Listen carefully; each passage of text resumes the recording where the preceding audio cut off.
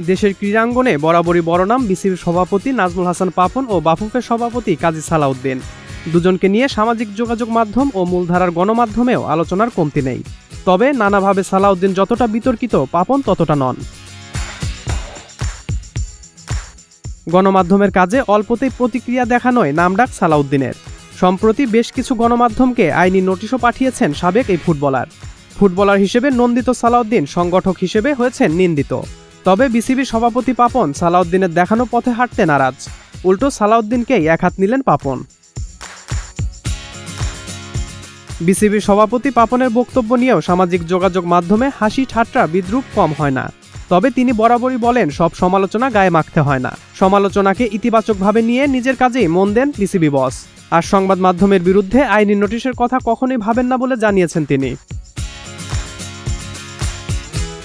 মামলা কিংবা আইনি নোটিশের কথা ভাবছেন কিনা বিসিবি বস, এমন প্রশ্নের জবাবে সাংবাদিকদের তিনি বলেন, মামলা করা বা লিগ্যাল নোটিশ দেয়া এগুলোর তো প্রশ্নেই আসে না। বাংলাদেশের ক্রিকেটের একটা বড় অংশীদার হচ্ছে মিডিয়া, এটা সবসময় বলে আসছি। বাংলাদেশের ক্রিকেটের আজকে যে অবস্থান, এটার পেছনে মিডিয়ার বড় অবদান আছে। এজন্য এরকম কোনো চিন্তার প্রশ্নই আসে না।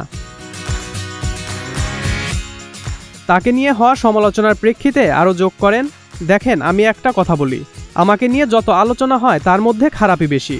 বিশেষ করে সামাজিক যোগাযোগ মাধ্যমে বা যেটাই হয়, আমি কখনোই রিয়্যাক্ট করি না। আমি একটা জিনিস মনে করি, আমার একটা পরিকল্পনা থাকতে হবে, ওই অনুযায়ী এগিয়ে যেতে হবে। এটা অনেকের ভালো লাগবে, অনেকের লাগবে না।